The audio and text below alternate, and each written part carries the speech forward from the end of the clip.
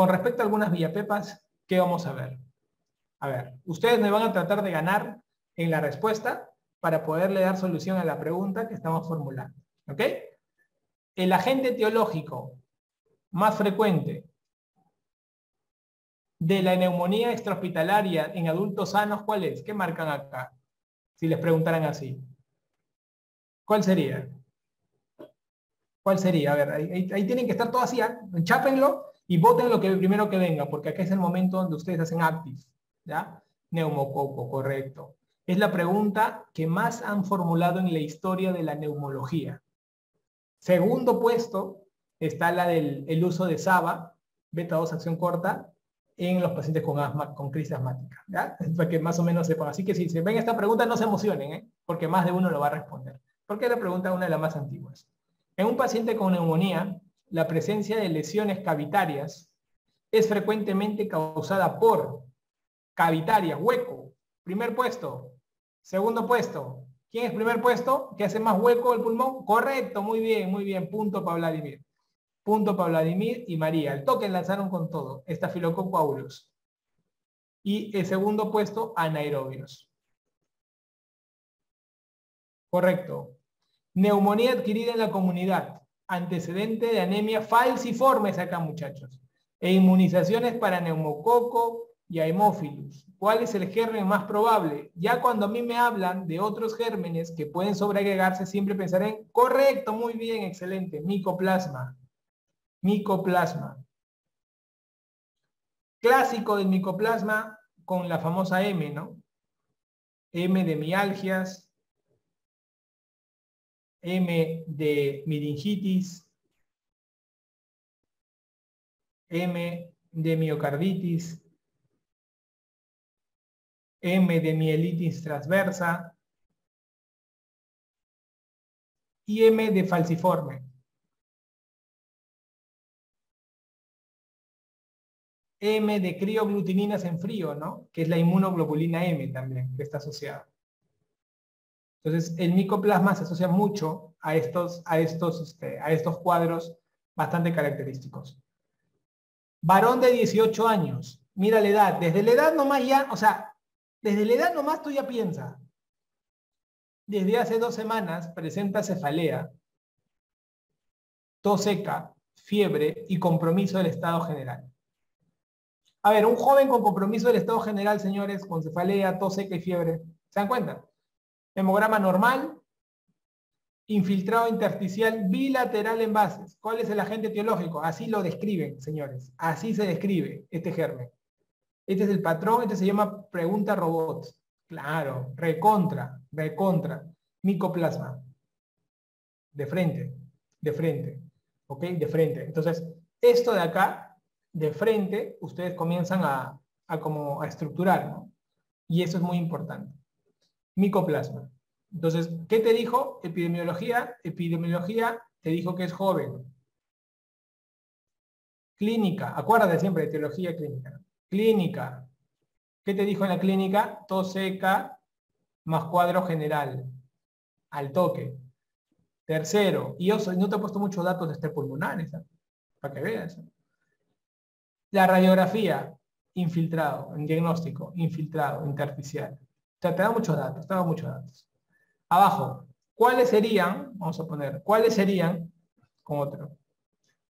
las características del esputo en características del esputo para poder ser considerado una prueba válida para diagnosticar neumonía? O sea, te preguntan cuáles son las características de decir que un esputo está bien tomado.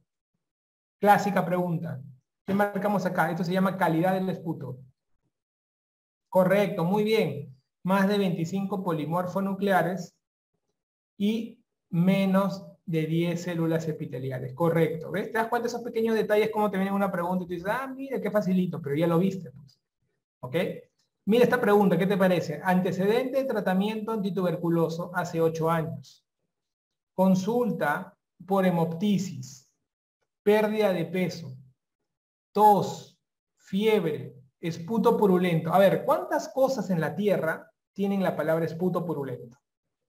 Prácticamente cuando tú escuches la palabra esputo purulento, en tu mente tiene que aparecer algo gigante. que es el absceso pulmonar. O sea, no hay forma que una pregunta venga esputo purulento y no piense en absceso pulmonar. Niega vómica, BK sería negativo. En la radiografía de tórax hay una imagen cavitaria con masa y menisco aéreo. Gérmenes gram positivos y gram negativos en el esputo. ¿Cuál es el diagnóstico probable? De frente, ¿no? Un paciente, probablemente, ¿qué ha pasado con el señor? Ha tenido una TB, ha hecho una caverna y ahora esto se ha contaminado, ha hecho un absceso. Y luego está botando, porque tiene comunicación bronquial, está botando el esputo, ¿no? Entonces, eso es característico. Entonces, este es un paciente que ha hecho un absceso pulmonar. O sea, de frente tú vas aprendiendo. El famoso menisco, que justamente se va en esas condiciones, ¿no? ¿Cuál es el tratamiento antimicrobiano de elección en la neumonía adquirida en la comunidad? ¿Cuál es? Lo vimos, ¿ah? Cuando te pongan neumonía adquirida en la comunidad y tratamiento de elección, te están hablando de ambulatorio. ¿Ok? De ambulatorio. Hoy en el mundo, ¿cuál es el tratamiento ambulatorio de elección? Acuérdate, te hablo del mundo, te hablo de Perú, te hablo de cualquier país donde te digan, este es el, ahorita, actualmente, este es el manejo. Antiguamente, ¿quién era? Amoxi, ¿no?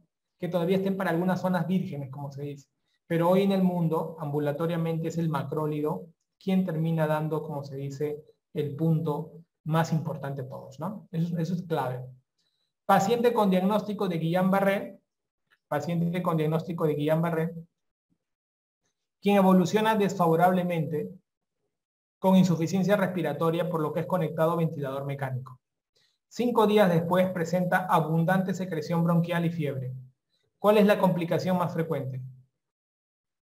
¿Qué te está diciendo? Exacto. ¿Qué te está diciendo? Que es un paciente que ha estado en ventilador y que se ha contaminado. Y si se ha contaminado, eso es famosa neumonía asociada a ventilador, que se da generalmente en un 10% de casos de pacientes que están en ventilación mecánica y tienen una mortalidad elevada, ¿no? Una mortalidad del 20%. Entonces, estos pacientes tienen que tener un manejo. Es una neumonía intrahospitalaria, ¿no? Neumonía intrahospitalaria. Hoy día se catalogaría como una neumonía intrahospitalaria. En niños mayores de 5 años, ¿cuál es el agente etiológico más frecuente de la neumonía en la comunidad? Si te habla de mayores de 5 años, acá es importante. Esto es muy importante, ¿ah? Quiero que entiendan la pregunta y no quiero que fallen porque yo sé que ustedes saben. Pero quiero que sean muy fríos en resolver esta pregunta. Mira, en niños mayores de 5 años, ¿cuál es el agente más frecuente? ¿Qué marcarías ahí? Piensa bien. No te precipites. Piensa bien. Piensa. La gente se va a poder un poco a poder ahí entrar en dudas. ¿Qué te enseñé yo? Yo te echo el esquema para que no dudes. En todos los mayores de 5 años, todos, generacionalmente en todos, por más que hay un pico, siempre va a ser neumococo, pues, señores. Acá en los 5 años, de 5 a 15 te dije yo que iba a haber un pico, ¿no? De atípicos. Pero el neumococo va a ser el que va a mandar todo eso, va a gobernar, ¿no? Entonces eso es lo que ustedes tienen que tener en cuenta.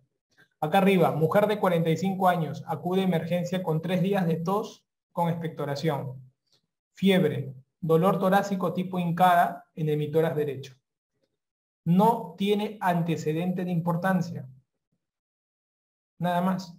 Dolor torácico tipo hincada en el mitórax derecho, tos con fiebre. Hasta ese momento, ¿qué podría sospechar? Algo que está afectando a la pleura, ¿no? Oye, me está doliendo aquí. ¿Qué podrá ser? Pareciera, ¿no? No tiene antecedente de importancia. ¿No? Acude el examen con presión de 130-80, frecuencia respiratoria de 24, cardíaca de 96, crépito en base de mitórax derecho, está lúcida y orientada. Radiografía infiltrado basal derecho con broncograma aéreo. Broncograma aéreo, tú sabes que es el signo característico de la consolidación. Prácticamente es estar hablando de neumonía, ¿no? El broncograma aéreo es esto. Cuando tú tienes el trama, por ejemplo, en los bronquios, Y se ven clarito en la radiografía. ¿Por qué? Porque toda la parte del parénquima está totalmente consolidado. Como todo está consolidado, los bronquios se ven como un camino, ¿no? La pregunta sería, ¿cómo se debe manejar este paciente? Esta es una pregunta, chicos, que cuando les venga quiero que se acuerden de esto. Si a mí me dicen la palabra lúcida y orientada, es porque están tomando en cuenta la conciencia. O sea, tú tienes que hacer tu famoso CUR 65. Señores, la conciencia. ¿Cómo está la conciencia? Doctor, está bien. Entonces tiene 0 puntos. 0 puntos. ¿Tiene la urea? No han tomado la urea. La respiración, ¿cómo está? 24. ¿Más de 30? No. La presión arterial, está normal, doctor. No tiene nada. ¿Y cuántos años tiene? 45. O sea, no tiene nada. No tiene nada. Tiene 0.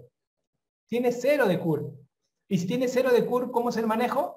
Ambulatorio. Tanto por CRB, porque acá puedes haber aplicado tu CRB 65. Porque no tenías urea. Así vas a enfocar la pregunta cuando venga de neumonía y no te pongan urea. Así se enfoca. ¿Ok? Siguiente. Mujer de 65 años, quien se hospitaliza por fractura de cadera. En el preoperatorio presenta alteración del sensorio, hipertonía, taquipnia y fiebre. Ok.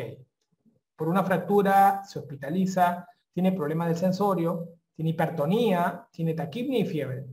Me parece que por la taquipnia y fiebre y trastorno del sensorio con una mujer mayor, fácil que esté una neumonía. Estertores difusos en base derecha, está focalizando, por lo tanto sí sé que es una neumonía.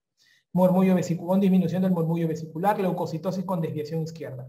¿Qué examen inicial es fundamental para confirmar el diagnóstico? Señores, se les está regalando la pregunta. Les están regalando la pregunta. Ya han hecho la clínica y le están pidiendo un examen para confirmar el diagnóstico. Este examen confirmaría el diagnóstico.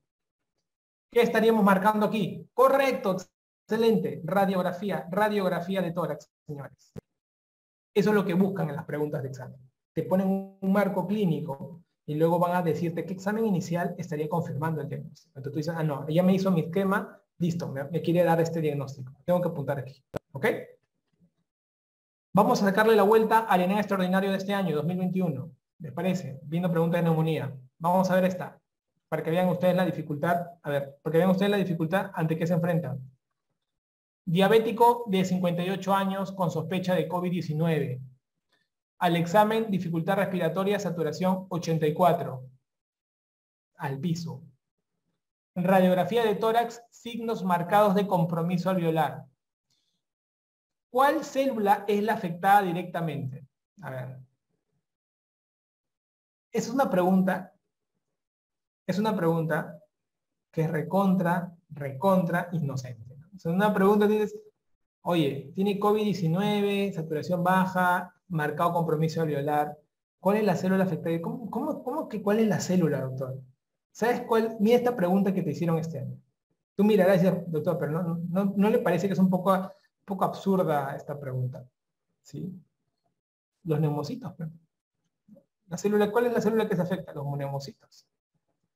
Claro, doctor, pero todo el mundo sabe que son los neumocitos, ¿no? Sí, pero nada más. Esa era la respuesta. Que no seas tan malo. Claro que sí. Y tú sabes que hay neumocito tipo 1 y hay neumocito tipo 2. ¿Cuáles son los neumocitos más abundantes? ¿El tipo 1 o el tipo 2? Siempre hay dos preguntas que yo te hago. Y todo el mundo falla. No es la excepción hoy día. Mira, el neumocito más abundante es el neumocito tipo 2. Prácticamente, con respecto a abundancia, el neumocito tipo 2 es como 2:1. Porque el neumocito tipo 2 crea el neumocito tipo 1. Pero ¿saben por qué ustedes se confunden? Porque confunden abundancia con superficie. Con respecto a la superficie, ¿quién tiene más superficie? Casi el 90% de la superficie es por neumocito tipo 1. Y el 10% de la superficie es neumocito tipo 2. ¿Por qué? Porque los neumocitos tipo 1 son planos. En cambio, los neumocitos tipo 2 son casi cúbicos. Y ellos son, por eso que justamente, porque los tipo 2 son más abundantes, ellos producen el surfactante y evitan el colapso alveolar. Entonces, eso por ejemplo lo vemos nosotros en el curso de básicas, ¿no? Y uno dice, ah, su madre, son detalles muy básicos, ¿no? Pero esos detalles básicos te explican los temas más complejos de la medicina. Entonces, ese es un poco el concepto que ustedes también tienen que tener en cuenta. A ver, la siguiente pregunta. Varón de 20 años, sin antecedentes. Presenta un... Mira, cuando ustedes le pongan sin antecedentes, márquenlo porque algo más están hablando. Presenta un cuadro de febrícula, artromialgias, o sea, le duelen los músculos, los huesos, y encima tiene febrícula, tos seca, astenia de 2 semanas de duración. En el último mes, sus 2 hermanos de 9 y 17 han presentado consecutivamente un cuadro similar, o sea, pareciera que fuera un cuadro de fácil contagio, que se autolimitaba, ¿no? Radiografía de tórax, infiltrado intersticial bivasal. ¿Cuál es el agente etiológico más probable en este caso? A ver, ¿cuál sería el agente, muchachos? Está facilito, ¿ah? ¿Se dan cuenta cómo les ponen una pregunta? Miren, ustedes lo están haciendo. Ustedes lo están haciendo. ¿Cómo es una pregunta típica? Mira. Claro, esa es la forma. Ese se llama paciente robot para marcar micoplasma. Paciente robot para marcar micoplasma. Ustedes, si en Viamedic ustedes la rompen en los simulacros, si en la academia ustedes la rompen con todas las clases, ustedes son ranking de cualquier examen. Y lo han demostrado todos los años, pues, los alumnos.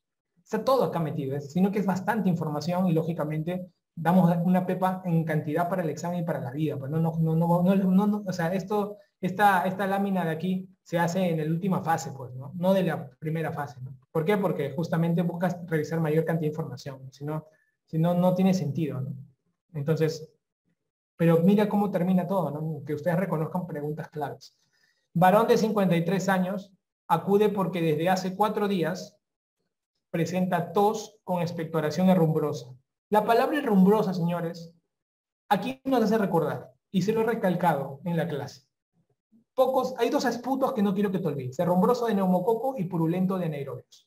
Esos son los 2 únicos en la semiología. Con eso te comes el MASEI.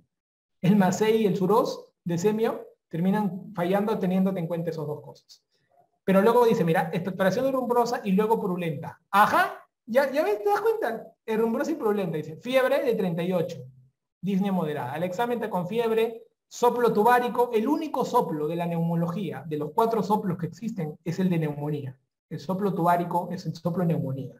El soplo cavitario, que es de tuberculosis, el anfórico, que es de neumotórax, el pleural, no se escucha en la práctica, solo el tubárico. Saturación de 90%. Dice, ¿cuáles son los antibióticos de primera elección? A ver, señores, si yo tengo un paciente que primero es herrumbroso y luego es purulento, y sé que es una neumonía, porque es una neumonía, esto es una neumonía, pero que me dicen que tiene esputo purulento. ¿De qué me están hablando acá?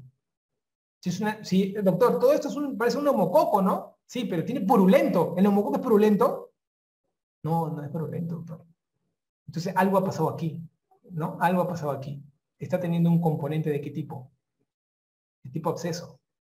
Entonces, el antibiótico de primera elección será algo que cumpla y cubra a los abscesos. Totalmente. Entonces, yo en mi mente diré, macrólido cubrirá abscesos, no va a cubrir suficientemente. La clindamicina sí lo va a cubrir. ¿Por qué? Por el absceso. Esto de acá, que está purulento. Anaerobios, ¿no? Entonces, hay soplo tubárico, emitora, saturación de oxígeno 90. ¿Cuáles son las primeras elecciones? Sí, pues, doctor. Entonces, haré un enfoque hacia el mundo del tipo purulento. ¿Ok? Entonces, esa palabra, si no hubiera la palabra purulento y solamente hubiera herrumbroso con todo lo demás, ¿cuál sería el manejo de este paciente?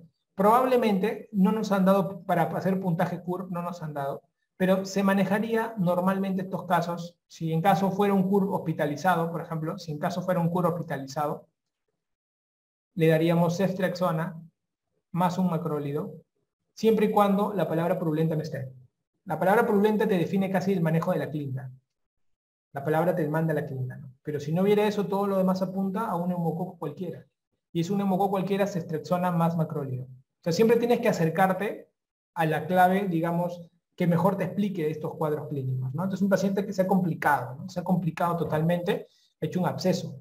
Ha hecho un absceso. Entonces ahí tienes que tener una cobertura mucho mayor.